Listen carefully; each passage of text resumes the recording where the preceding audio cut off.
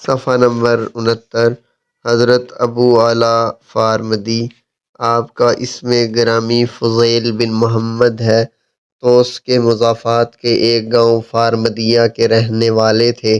آپ رحمۃ اللہ علیہ کی نسبت طریقت حضرت شیخ المشائخ حضرت ابو الحسن خرقانی سے تھی اور شیخ ابو القاسم گورگانی توسی سے بھی نسبت تھی۔ جوانی میں آپ رحمۃ اللہ علیہ شیخ ابو سعید ابو الخیر کی خدمت میں حاضر ہوئے اور آپ کے جمال کے عاشق ہو گئے۔ فرماتے ہیں کہ ایک دن میں ان کے پاس گیا تو محفل سماع تھی، میں چھپ کر ایک طرف بیٹھ گیا۔ شیخ ابو سعید رحمۃ اللہ علیہ پر جب خاص کیفیت طاری ہوئی اور وجد آیا تو کپڑے پھاڑ لیے۔ جب وجد کی کیفیت سے باہر آئے تو مرید آپ رحمۃ اللہ علیہ کے لباس کے ٹکڑے تبرک کے طور پر لینے گئے۔ شیخ ابو سعید نے اپنے لباس کی ایک آستین اور ایک دھجی اپنے ہاتھ میں پکڑی اور آواز دی، اے ابو اعلیٰ توسی کہاں ہو؟ آپ رحمۃ اللہ علیہ کے 2-3 مرتبہ آواز دینے پر میں آپ کی خدمت میں حاضر ہوا تو آپ نے یہ دونوں چیزیں آستین و تبریز مجھے عنایت فرمائیں اور فرمایا کہ تم ہمارے نزدیک اس آستین و تبریز کے مانند ہو۔ فوراً میرے قلب میں روشنی ظاہر ہوئی اور روز بروز اس میں اضافہ ہی ہوتا چلا گیا، کیفیتیں طاری ہونے لگی۔ اس کے بعد آپ تحصیل علم میں 3 سال مصروف رہے۔ ایک دن آپ رحمۃ اللہ علیہ نے قلم دوات میں ڈالی تو قلم سفید باہر نکلی۔ آپ نے اپنے استاد سے ذکر کیا تو انہوں نے فرمایا، چونکہ قلم نے تمہیں چھوڑ دیا ہے تم بھی اسے چھوڑ دو، دوسرے کاموں میں مصروف ہو جاؤ۔ ایک دن آپ کے استاد حضرت ابو قاسم نہا رہے تھے۔ آپ نے کنویں سے چند ڈول نکال کر حمام میں ڈالے۔ غسل سے فارغ ہو کر باہر نکلے تو دریافت کیا، پانی کے ڈول حمام میں کس نے ڈالے؟ آپ رحمۃ اللہ علیہ نے جب اقرار کیا تو حضرت ابو القاسم نے فرمایا کہ میں نے 70 سال میں جو حاصل کیا تو نے پانی کے ایک ڈول سے وہ سب کچھ لے لیا۔ ایک عرصہ تک آپ رحمۃ اللہ علیہ ان کے پاس ریاضت و مجاہدہ میں مصروف رہے، مگر دل کی خواہش روز بروز بڑھتی جاتی تھی۔ چنانچہ حضرت ابو الحسن خرقانی کی خدمت اقدس میں حاضر ہوئے اور بے حد و بے حساب فیوز و برکات سے مستفیض ہوئے۔ بالآخر آپ رحمۃ اللہ علیہ اپنے خالق حقیقی سے جا ملے۔ آپ رحمۃ اللہ علیہ کا سن وفات 477 ہجری ہے۔ آپ کا مزار مبارک توس یعنی ایران میں واقع ہے۔ صفحہ نمبر 70۔ آپ رحمۃ اللہ علیہ کا نام یوسف اور کنیت ابو یعقوب ہے۔ آپ رحمۃ اللہ علیہ کا تعلق ہمدان سے تھا۔ آپ کی نسبت شیخ ابو علی فارمدی سے ہے۔ آپ نے شیخ ابو اسحاق، شیخ عبداللہ جونی رحمۃ اللہ علیہ اور شیخ احسن سمنانی سے فیض صحبت اٹھایا۔ 18 سال کی عمر میں ہمدان سے بغداد تشریف لائے۔ آپ رحمۃ اللہ علیہ ان مشائخ میں سے ہیں جن کے ساتھ حضرت غوث اعظم کو صحبت رہی اور منتفع ہوئے۔ آپ رحمۃ اللہ علیہ نے حضرت شیخ عبد القادر گیلانی قدس سرہ سے فرمایا کہ لوگوں کو واعظ و نصیحت کیا کریں۔ انہوں نے کہا، میں مرد اجمی ہوں، فصحائے بغداد کے سامنے کیسے گفتگو کروں؟ آپ رحمۃ اللہ علیہ نے فرمایا کہ جب آپ نے علوم فقہ، اصول فقہ، اختلاف مذاہب، نحو و لغت، تفسیر اور قرآن کا علم خوب حاصل کر لیا ہے، پھر کیوں کر ممبر پر آنے اور وعظ و پند کی صلاحیت نہیں ہے؟ آپ بلا تعامل ہدایت و ارشاد شروع کیجیے، کیونکہ میں آپ رحمۃ اللہ علیہ میں ایک جڑ دیکھ رہا ہوں جو عنقریب پورا درخت ہو جائے گا۔ اصلها ثابت و فرعها فی السماء تؤتی اکلها کل حین باذن ربها۔ جس کی جڑیں زمین میں مضبوط ہوں اور شاخیں آسمان میں پھیلے، وہ اپنا میوہ ہر وقت دے گا۔ سورہ ابراہیم آیت نمبر 24 اور 25۔ آپ رحمۃ اللہ علیہ اولیاء اہل کمال میں سے تھے۔ آپ نے اصفہان، عراق، خراسان، سمرقند اور بخارا کے پیران اعظام سے استفادہ کیا اور مخلوق خدا کو اپنا فیض پہنچایا۔ کافی عرصہ مرو میں رہے۔ اس کے بعد ہر رات میں کچھ عرصہ قیام کیا، دوبارہ مرو کا ارادہ کیا، لیکن راستہ میں وفات پائی۔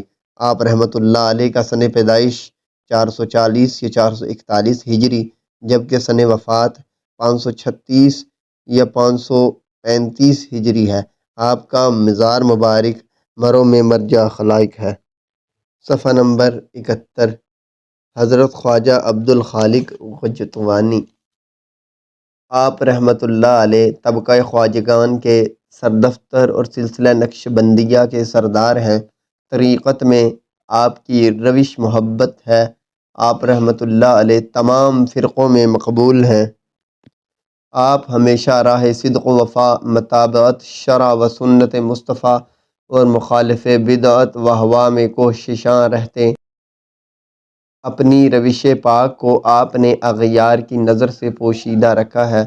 نسب و ولادت: آپ رحمۃ اللہ علیہ کے والد کا اسم گرامی عبدالجمیل تھا، جو عبدالجمیل امام کے نام سے مشہور تھے۔ وہ اپنے وقت کے مقتدی اور عالم ظاہر و باطن تھے اور امام مالک رحمۃ اللہ علیہ کی اولاد سے تھے۔ روم میں رہا کرتے تھے۔ آپ کی والدہ روم کے شاہی خاندان سے تھیں۔ کہتے ہیں کہ عبدالجمیل حضرت خضر علیہ السلام کے صحبت دار تھے۔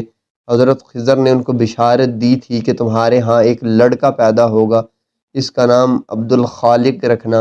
حوادث روزگار کے سبب سے عبدالجمیل مع متعلقین روم سے ماوراء النہر کی طرف نکلے اور ولایت بخارا میں پہنچ کر موضع غچدوان میں بخارا سے 6 فرسنگ کے فاصلہ پر ہے، وہاں پر سکونت پذیر ہوئے۔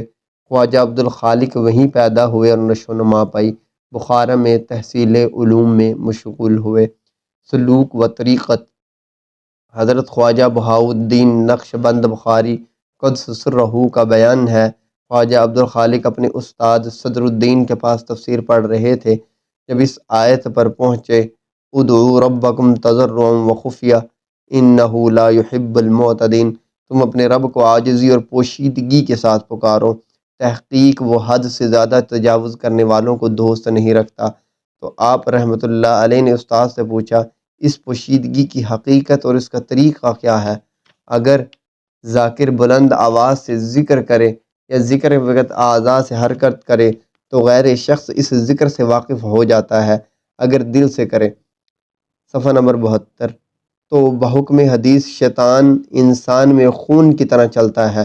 ابو داؤد کتاب الادب باب فی حسن الظن۔ اور اسی طرح شیطان ذکر سے واقف ہو جاتا ہے۔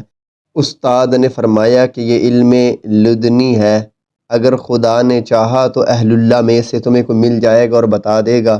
اس کے بعد حضرت خواجہ اولیاء اللہ کی تلاش میں رہے، یہاں تک کہ ایک روز حضرت خضر علیہ السلام سے ملاقات نصیب ہوئی۔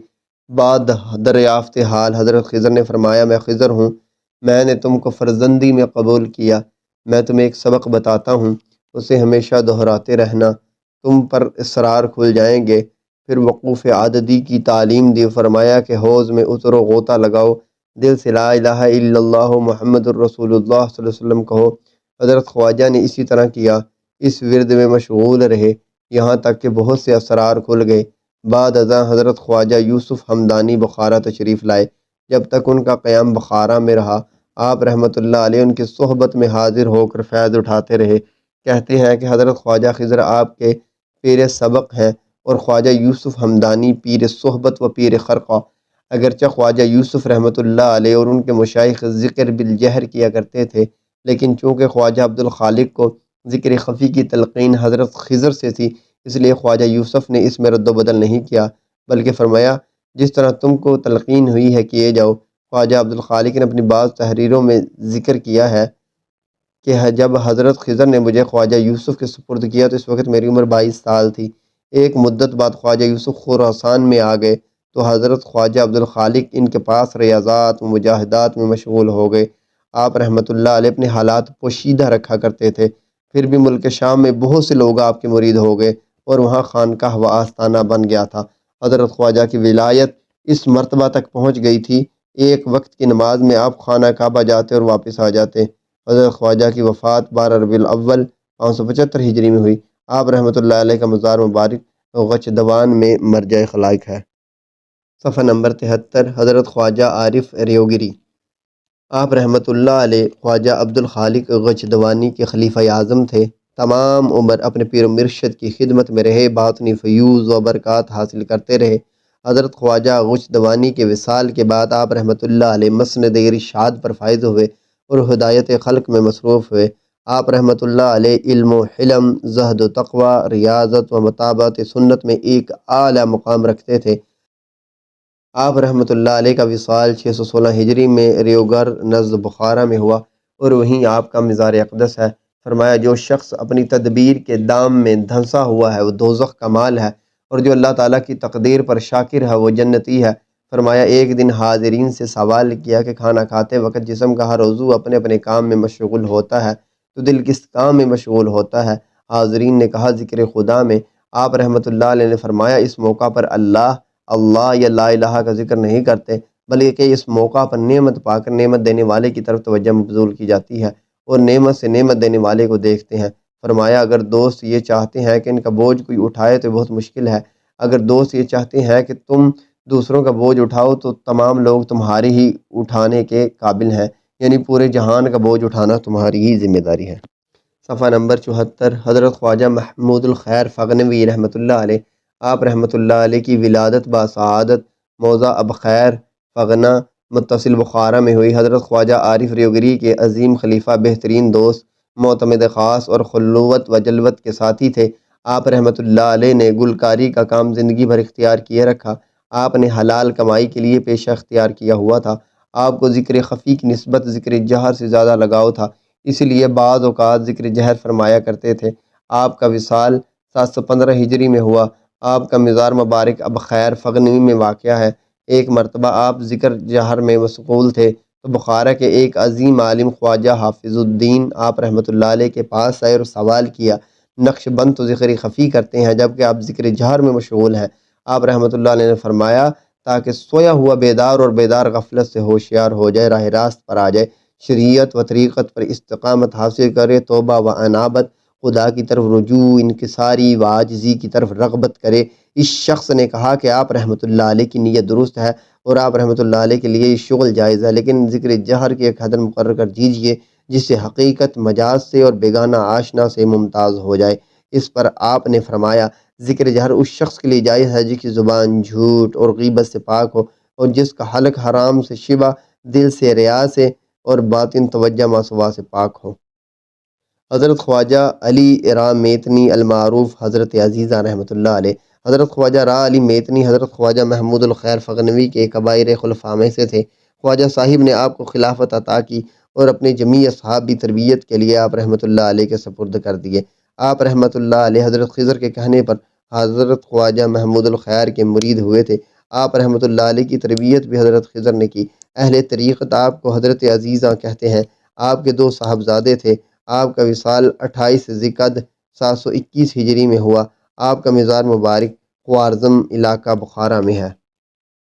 صفحہ نمبر 75۔ حضرت خواجہ بابا محمد سماسی رحمۃ اللہ علیہ، طریقت میں آپ کا انتساب حضرت عزیزہ خواجہ علی رام میتنی سے ہے۔ آپ کا مولد قریہ سماسی ہے جو بقول صاحب رشحات دیہات رامیتین سے ہے، رامیتین سے ایک فرسنگ کے فاصلہ پر واقع ہے۔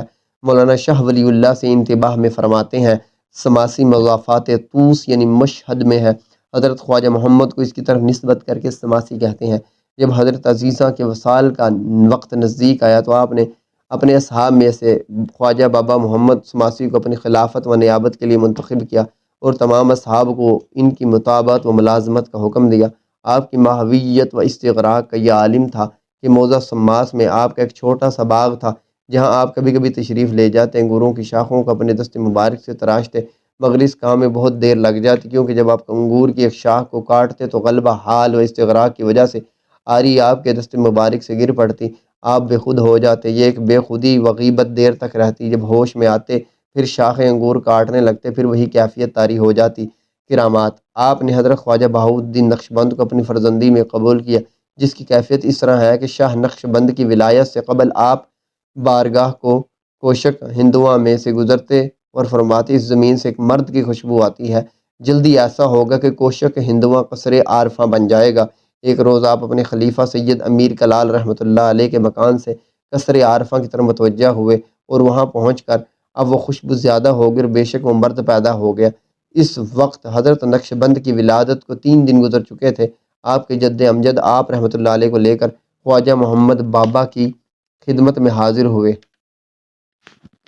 حضرت خواجہ نے فرمایا کہ یہ ہمارا فرزند ہے، ہم نے اس کو اپنی فرزندی میں قبول کیا۔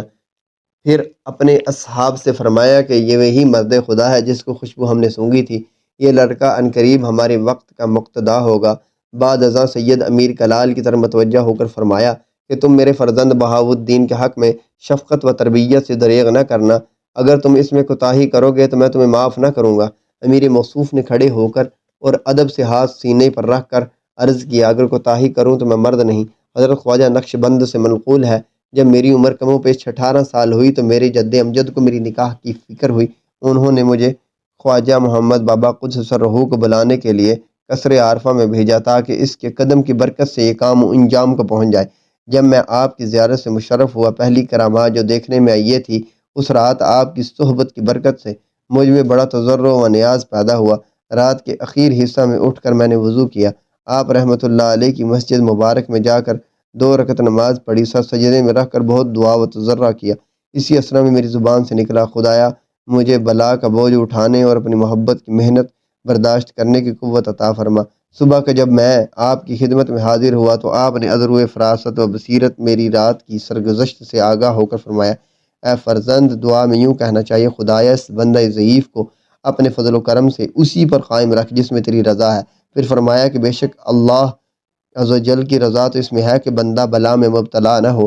اگر وہ بنا حکمت پر اپنے دوست کو بلا بھیجتا ہے تو اپنی عنایت سے اس دوست کو اس بلا کے برداشت کرنے کی قوت عطا فرماتا ہے اور اس کی حکمت اس پر ظاہر کر دیتا ہے۔ اپنے اختیار سے بلا طلب کرنا دشوار ہے۔ بعد ازاں کھانا لایا گیا، جب کھانے سے فارغ ہوئے تو آپ نے دسترخوان پر سے ایک روٹی مجھے دی، میں لینا نہ چاہتا تھا، آپ نے فرمایا لے لو، کام آئے گی۔ میں نے وہ روٹی لے لی، آپ کے ہمراہ قصر عارفہ کی طرف روانہ ہوا۔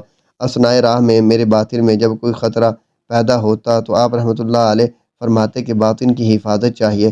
ان حالات کے مشاہدے سے حضرت کی نسبت میرا یقین و اعتقاد پختہ ہوتا جاتا تھا۔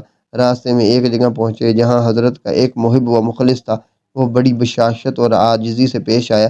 جب آپ اس کے مکان میں اترے تو آپ نے اس اضطراب و بے قراری کو دیکھ کر فرمایا کہ سچ بتاؤ، اس اضطراب کا سبب کیا ہے؟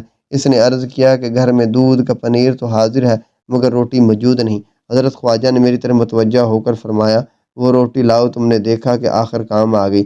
بعض رسائل میں آپ کا سن وصال 10 جمادی الثانی 755 ہجری بھی لکھا ہے، مزار مبارک موضع سماسی میں ہے۔